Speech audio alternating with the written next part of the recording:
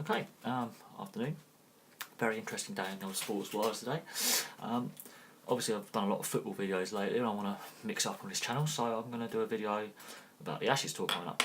Mitchell Johnson, ex-Australian fast bowler and Ashes winner, has basically said even without Ben Stokes, England can win the Ashes. It will not be a whitewash.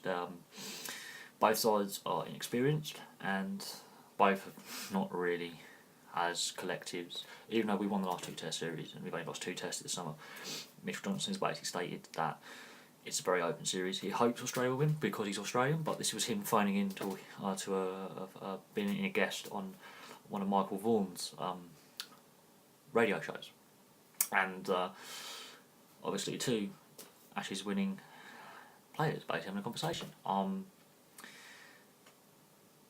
It's going to be a close series, I believe. Australia have had their own problems with centralised contracts and other players coming out saying that certain players are unfairly dropped and there are selection issues. And I'm not going to go into the Australian side of things because they're the opposition in this case. Of course, the Ben Stokes thing has severely overshadowed the Test series coming up.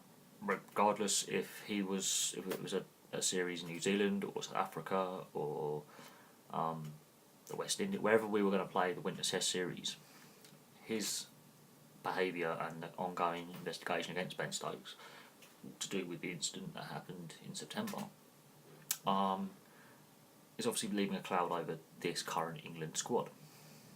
And with Australia, they have their own issues with selection policy and sorting out centralised contracts and revenue sharing. So Australia themselves are having, I wouldn't say scandal necessarily, but a lot of distraction from what they want to achieve. And both sides are trying to bed in new players and make it exciting, and this could be interesting, very interesting. The Ashes is basically going back and forth now since 2005. Both sides have held it and lost it and held it and lost it. It's a very interesting test battle, basically.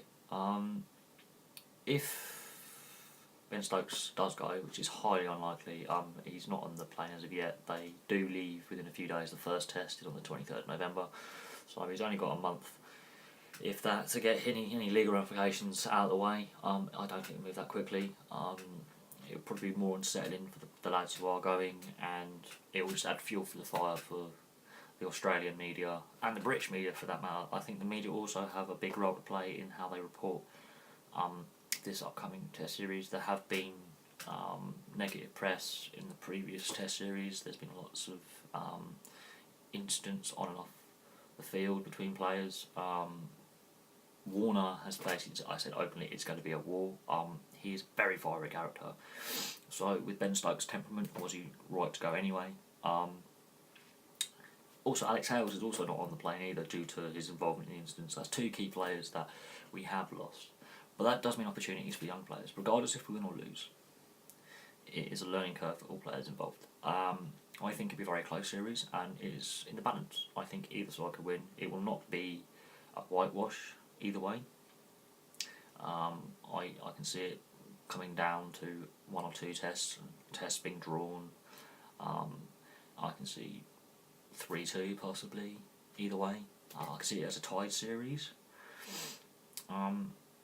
At no point in recent cricketing history has so much been focused on an Ashes series, like so much media attention on two groups of players, and they're both roughly the same age. The captains are both equally, not inexperienced as such, but they're both similar roles they play within a batting lineup, a fielding lineup, and a bowling lineup.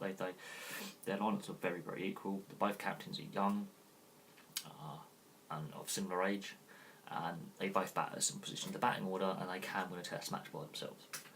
We have got some great players. We need to work out, do we take another all-rounder to replace Ben Stokes, or do we go with an extra batsman or extra bowler? That is basically our issue. Australia's issue is their team experienced enough, and is their team got enough fight within them to compete. It's open.